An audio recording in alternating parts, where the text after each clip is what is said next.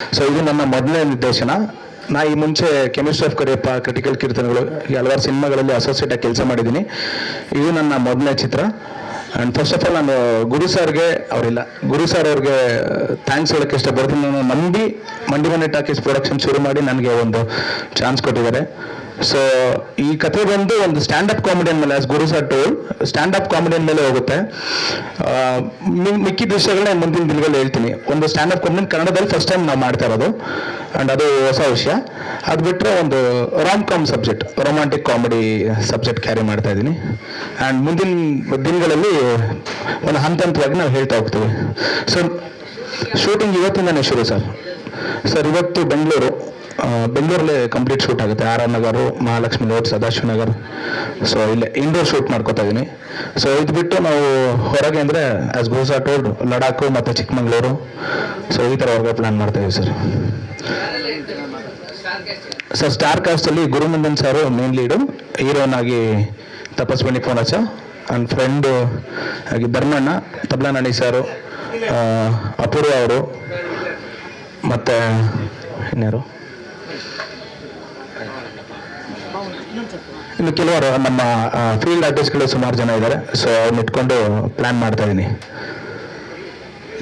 So technician ವರ್ಗದಲ್ಲಿ ಬಂದಾಗ ಕಿರಣ್ ರಘುನಾಥ್ ಸಾರು, ಗುರು ಸಾರ್ ಇಂಟ್ರೊಡಕ್ಷನ್ ಕೊಟ್ಟಂಗೆ ಕಿರಣ್ ಸಾರು ಮ್ಯೂಸಿಕ್ ಡೈರೆಕ್ಟರ್ ಆಗಿ ಮಾಡ್ತಾ ಇದ್ದಾರೆ.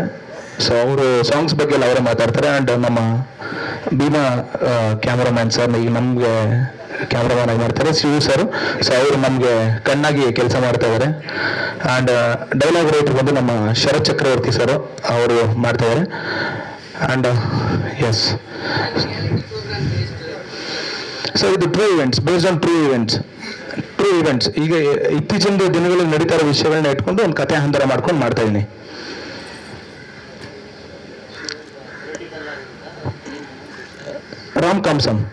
ರೊಮ್ಯಾಂಟಿಕ್ ಕಾಮಿಡಿ ಡ್ರಾಮಾ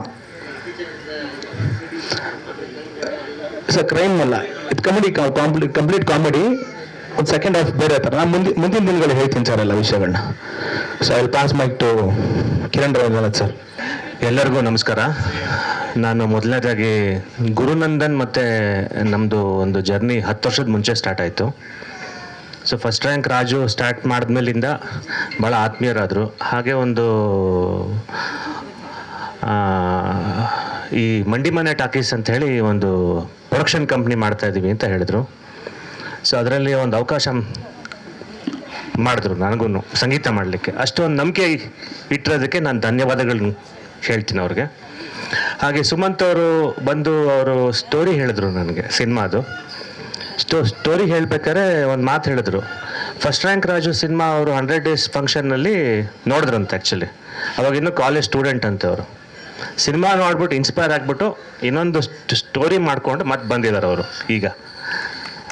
ಸೊ ಹಾಗೆ ಈ ಚಿತ್ರದಲ್ಲಿ ಒಟ್ಟು 4 ಹಾಡುಗಳಿದೆ. ಕಂಪೋಸಿಂಗ್ ಎಲ್ಲ ಸ್ಟಾರ್ಟ್ ಆಗಿದೆ. ಮುಂದಿನ ದಿನಗಳಲ್ಲಿ ಅದ್ರ ಬಗ್ಗೆ ಅಪ್ಡೇಟ್ಸ್ಗಳನ್ನ ನಾವು ಹೇಳ್ತೀವಿ. ಹಾಗೆ ಬಂದಿರುವಂಥ ಎಲ್ರಿಗೂ ನಮಸ್ಕಾರ. ಹಾಗೆ ತಮ್ಮ ಒಂದು ಆಶೀರ್ವಾದಗಳು ಸದಾ ಇರಲಿ ಅಂತ ನಾನು ಕೇಳ್ತೀನಿ. ಧನ್ಯವಾದ.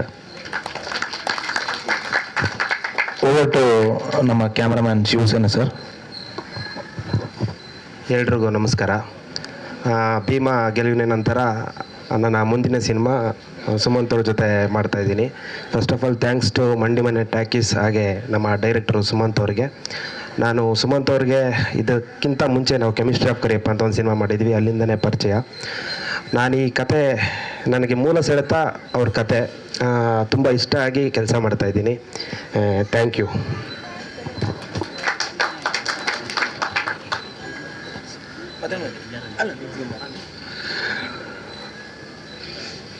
ಫಸ್ಟ್ ಆಫ್ ಆಲ್ ಮಂಡಿಮನೆ ಟಾಕೀಸ್ಗೆ ಒಂದು ಥ್ಯಾಂಕ್ಸ್ ಹೇಳೋಕ್ಕೆ ಇಷ್ಟಪಡ್ತೀನಿ. ಗುರು ಸರ್, ಸುಮಂತ್ ಹಾಗೂ ಪ್ರವೀಣ, ಎಲ್ಲರಿಂದ ಇದೊಂದು ಅವಕಾಶ ಸಿಕ್ತು ಈ ಸಿನಿಮಾಗೆ ನನಗೆ. ಸುಮಂತ್ ತುಂಬ ರಿಸರ್ಚ್ ಮಾಡಿ ಈ ಕತೆ ಮಾಡ್ಕೊಂಡಿದ್ದಾರೆ. ಹೆಚ್ಚು ಕಮ್ಮಿ 1 ವರ್ಷದಿಂದ ಈ ಕತೆ ಮೇಲೆ ಕೆಲಸ ಮಾಡಿದ್ದಾರೆ ಅವರು.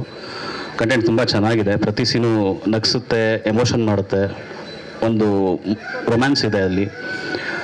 ಸಿನಿಮಾ ಜನಗಳನ್ನ ಎಂಟರ್ಟೈನ್ ಮಾಡುತ್ತೆ ಅಂತ ನಮಗೆ ನಂಬಿಕೆ ಇದೆ.